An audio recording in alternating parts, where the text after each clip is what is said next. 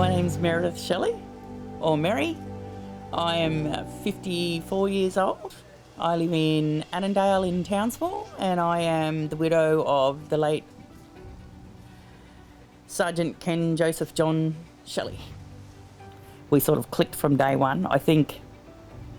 And when I look back, especially when I look back on photos and stuff, everyone says that. And everybody said it for a long time. Even when I was with his friend, we would go places and they would think that him and I were the couple and not the person I was with at the time. And when that broke up, we remained friends. I was in Cairns, he was in Townsville. We used to call each other all the time. If he'd come up to have his shoulder surgeries done, he'd come and stay at my place in the spare room. I just didn't think of him as a romantic partner. Red-headed Irishmen were not on my hit list. And then over time, I lost my daughter in a car accident, and he was a huge help there, a huge help. I don't quite know how I would have got through that without him. And I think perhaps that brought us closer. I came down for a wedding and he said, "Do you want to try and make a go at this?" in his Irish accent, which sucked me in. So I said, okay. And that was it. We did long distance for about 12 months. And then just before COVID, I moved down here to him and his house out at Alice River, which was his happiest place in the world. He do anything there. That back patio with his football and his radio was, yeah, that was his home. That was his home and his heart. So I came along just as he was transitioning out, which was a little bit of a hiccup because I don't think he really trying to find his place in the normal world as such. I don't think it has the same sort of camaraderie or mateship maybe that they build within the forces. It, like coming out working for private people it's very hard to find that same sort of role or mateship. He was very, very definite on being called Ken at work, whereas I always knew him as Irish. Hilariously, the first year we were together, I went to his work Christmas party and they all thought he had this made-up girlfriend in Cairns, and we turned up and his boss said to me, "How do you know Ken?" And I said, "Who?" Which didn't go down well because I never called him Ken. just added to the thing that he'd hide me for the night. He had a lot of friends. He was the life of the party, my husband, although he had this very deep side that very few people ever saw. It was just a different sort of role transition. I think in the services they become more of a family. They become more brothers in arms, and you don't have that out in the world in the private business sector. It's, I'm so-and-so and you're so-and-so, and at the end of the day we all go home and I don't care what's happening over in your life. Or I think it's a very different, and I think he self-doubted. He ended up qualifying as a workplace health and safety officer, and that's ultimately what he did until he passed. But there were times in there where he had doubt on whether he was up to the job, or because he'd come from such a regimented background, because that had been his whole, like before he joined the army, he was a carpenter in Ireland and decided he wanted a different life for him and his family. And so he'd applied for the Irish Army and Australia on the same day, and Australia came through first. So he immigrated out to Australia with his then wife and the two boys and began working in Victoria as a carpenter, which is what he'd been trained as. He was a trained carpenter. And then decided that once he'd been here a few years to become a citizen and apply for the Australian Army, and that was it. In some ways, I think we were relying on each other because it was just after the time that my daughter had died in a car accident. And so he was pretty much propping me up a fair bit in my questioning, having already lost another child. Like, you do question, what lucky star do I get to lose two? Like some people never lose a child, let alone two. But I think we talked about everything. There was nothing that was off the table about his service, things he'd seen, things he's done, him growing up. Like, in some ways, because I made the transition down here and moved in with him just before COVID hit, For us, COVID was a bonus. And the best place in the world was our back patio and just the two of us with the radio on, talking crap, basically. We'd talk about anything and anything. And we agreed to disagree. We didn't... I could probably count on one hand the number of arguments, well, serious arguments we ever had in our time together. We just agreed to disagree on most things. Most things we were on the same page. The only thing we really did disagree on was after what he'd seen in Afghan, he no longer believed in God. He didn't think that God would do or put people in the situations and that he'd seen and experienced. And coming from a boy that had been born and bred in Dublin as an Irish Catholic, growing up an altar boy, I to this day still could probably never wrap my head around it, where I still have a great belief in there's something bigger than us. And that was our one big, we all agreed to disagree on that because we were never going to agree. Never. I think part of it was companionship. So he had a few relationships along the way. I'd come out of a marriage of over 25 years and I'd had a couple of years of my own. Part of it was companionship. Part of it was realising, I think too, that because we'd met later in life, that a lot of the day-to-day crap doesn't matter. You know, if you want 3 tablespoons of sugar in your tea, knock yourself out, mate. Like, really, is it going to kill me? Is it going to kill you? Probably not. I think that I am a big believer. I'm going to get crying now. I am a big believer in soulmates.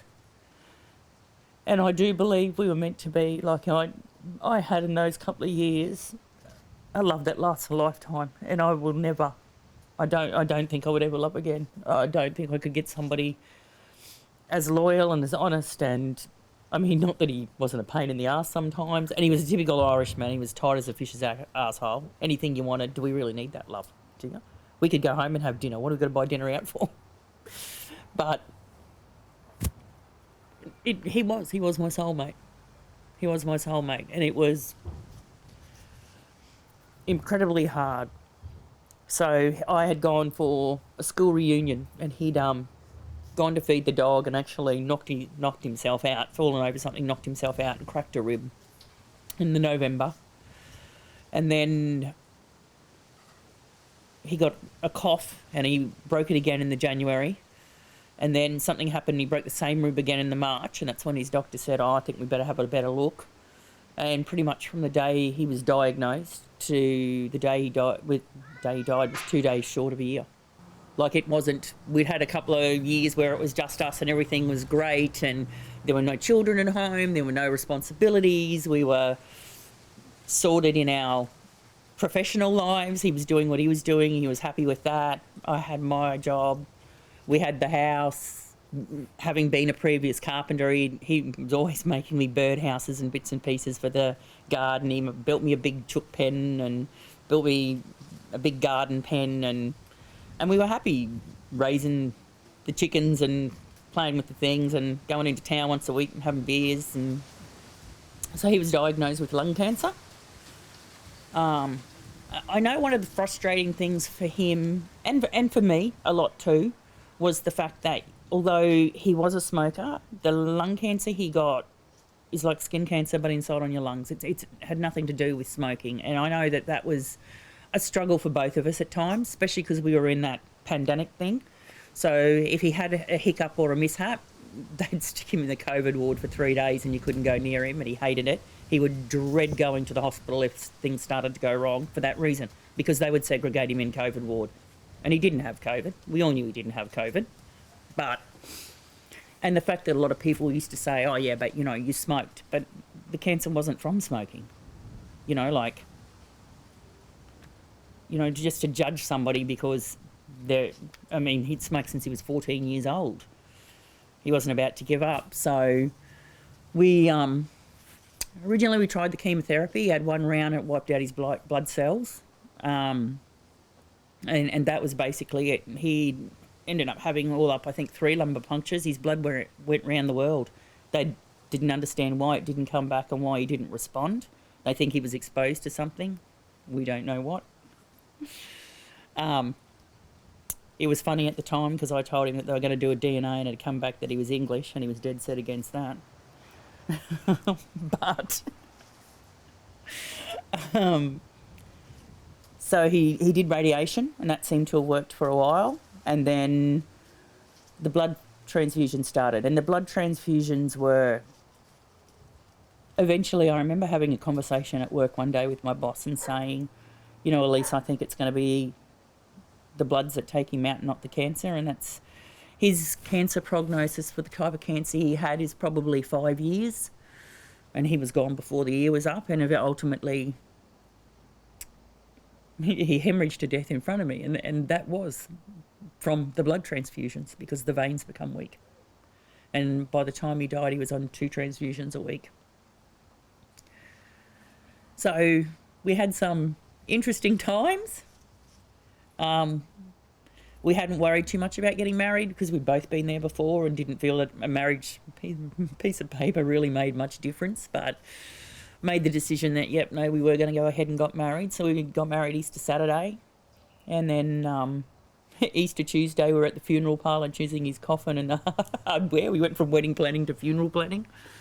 But it was funny. It was funny the whole time. He always made it funny. We always cracked jokes and laughed, and I'm grateful. I'm grateful in a lot of ways. I think we had a lot of conversations. We talked about a lot of things.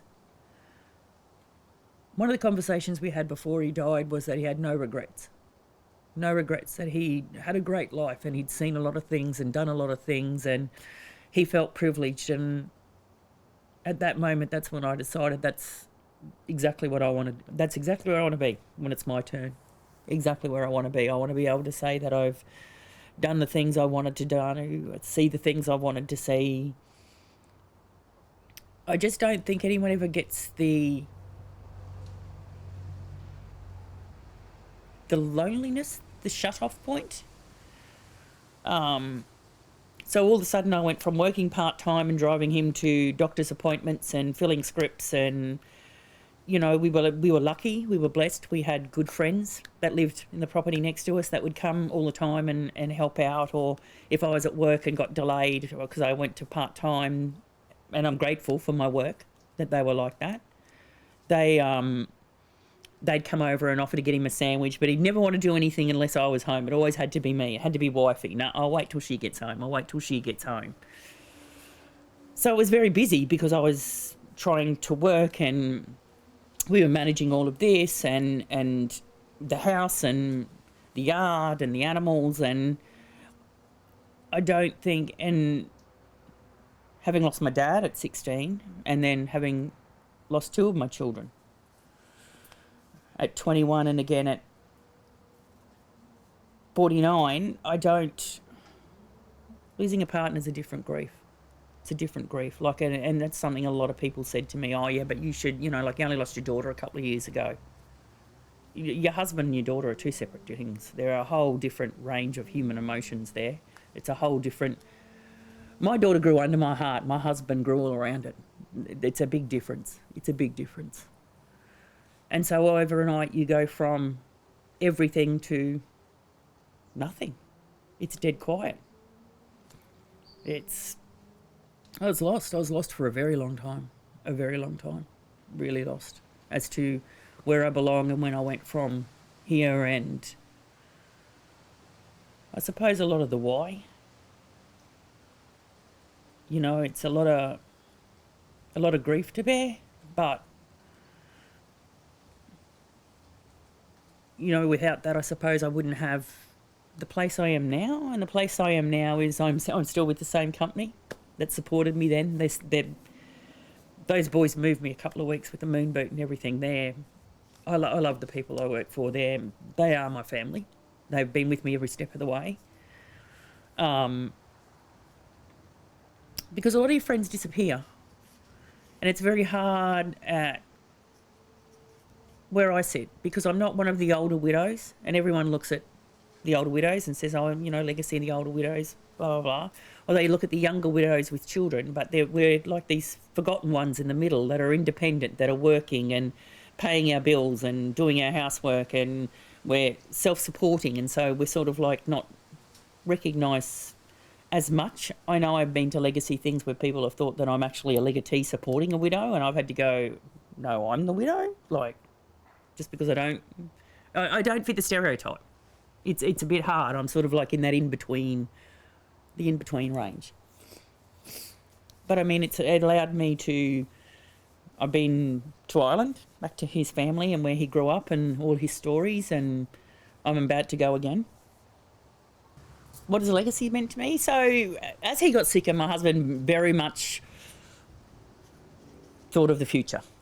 So he started pushing me out to things like Mates for Mates, stuff like that. But once he's gone, that stops, because there's no member as such. And then Nick rang me out of the blue and asked me to come and have coffee, or she'd come to my house and have coffee. And I remember thinking, well, I'll go to her because most of the widows are so much older than me. I'm going to have nothing in common here. Like, I don't even know what she thinks she can offer me. Although it was something that Irish had discussed with me, that when I'm gone, you may need legacy. And I did know what legacy was. I've grown up with a military family with a background from World War I. You know, like, I remember going down the street as a child. My auntie would always stop at the little cake stalls they had and buy something. And so I went and had coffee with Nick, and I liked Nick. She was bright and she was bubbly, and she listened, and she said to me, oh, you know, we have these meetings, blah, blah, blah, why don't you come along? So I went to the first meeting, and I made myself a promise that I wouldn't quit on the first go. I'm not much of a quitter. That I'd go back and give it a second try. So I think I went back. I went in October was my first meeting. I went in November, and then we had the Christmas party where we all dress up. And I love a good dress up. My husband loved a good dress up. It was great. So off I went to the Christmas party, and that was a real turning point for me with legacy. I think I managed to get seated at a table with some of the ladies where, you know, they're the people who understand that you haven't slept through the night since your husband died. That, you know, this is... The last post is triggering. For a lot of us, the last post was something that was played at our partner's funeral. It's more than just an Anzac Day thing. It's like the last time it's people who understood. It was the first time, I think, since he'd passed, that I'd been to any social function where I didn't feel I had to put on the whole, I'm great, you know, I'm all good, you know, I'm getting there, blah, blah, blah. I'll laugh, I'll make sure that it all looks great. I didn't have to. It was okay to cry and go, you know, oh, yeah, mate, I haven't slept through the night either. And, you know, is this happening to you? It became a social network. So I do go to the Laurel Club every month. Very grateful. My bosses are very, very good with that, actually. My bosses are very good about anything I have going on with legacy. I can take the time off work, whatever, we'll make it work, you know, that they realise what an important part it plays, because you start to make the friendships there. And through legacy, I've been able to have some marvellous opportunities. I was a torchbearer for the legacy torch race, and that was extremely humbling, coming from the background I did in my husband's service and all the rest. I was very proud to carry that torch and be a part of that story.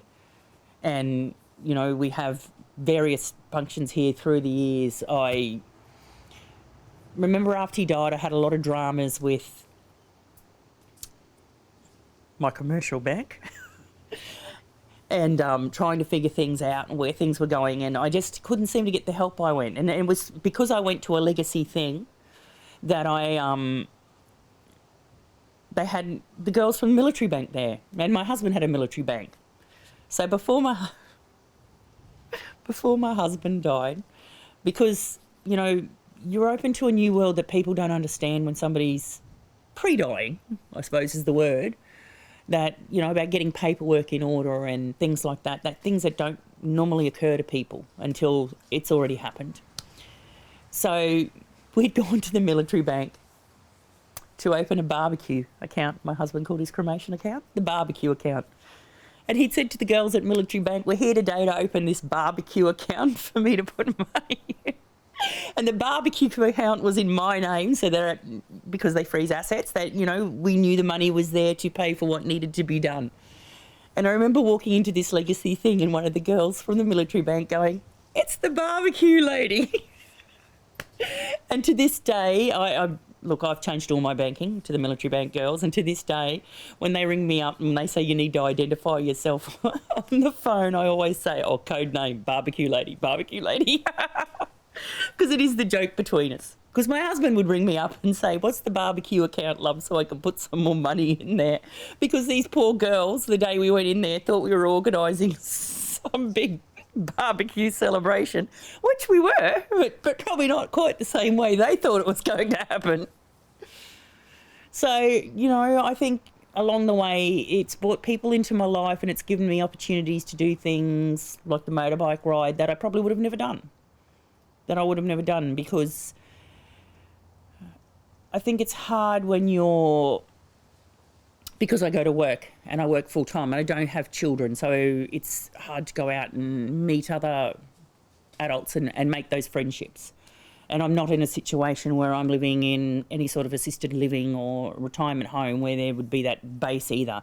So I'm at work from Monday to Friday with 12 delightful plumbers who I must admit are big part of my life. But then you come home on the weekend and it is nothing for me to come home on a Friday night and not see or speak to anyone until I go back to work on a Monday. And so that social outlet is gone, and I found that as time went on, people go back to their own lives very quickly, which of course they do, life goes on. But there's also this thing too, because you're sort of stuck in the middle where all of a sudden most of our friends were couples and you're just not invited any longer because it's just you. You know, in the beginning it's, "Oh, look, we didn't want you to come. We thought you might get upset." But then as time goes on, because you're not part of the couple, you're not bringing that bloke along with you to hang out with the blokes on that side of the barbecue, things change and it becomes very socially isolating. And so I do love going to the ladies every month. It's great to have someone to sit there and talk to. And the ladies are so interesting and from such varied parts of the world and life paths too, you know, like, you know, everyone sort of seems to know, like, "Oh, you know, so-and-so's got a new grandchild and you know, this lady's just come back from overseas doing whatever," and we all swap little tips and hints. And so it certainly brought a depth to my life that I didn't know was missing or think I needed, but I definitely did. I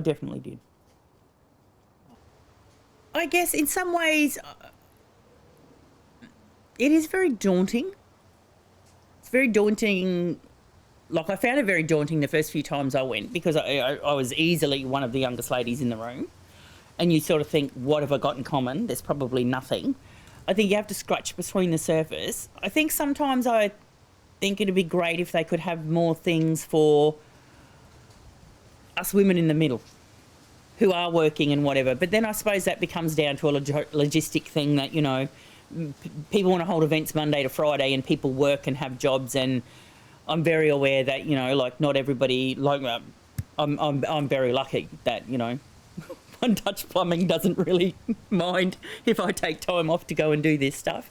They're very good. My boss is very good. But, you know, I do understand that, you know, because it would be nicer, I think, to meet ladies more my own age that you could do things with on the weekend. Like, you know, let's organise, we're all going to meet for lunch and a movie, or because I was a transplant here before my husband. I didn't grow up here. I don't have friends here. I don't know anybody here. And I know I can't be the only one. There's got to be other ladies that are like me, that haven't had years here and kids at school and things like that.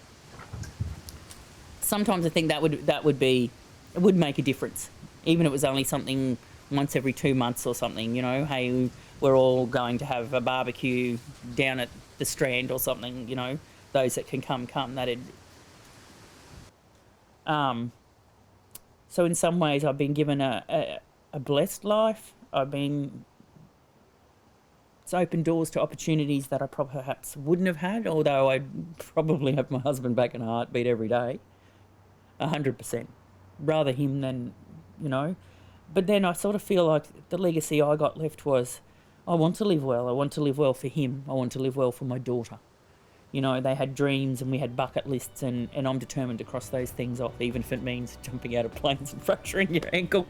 I'm determined to do those things and make them proud of me and proud of what I've achieved and where I'm going, and be able to be like my husband at the end and say, I've had a great life. I've had a great life.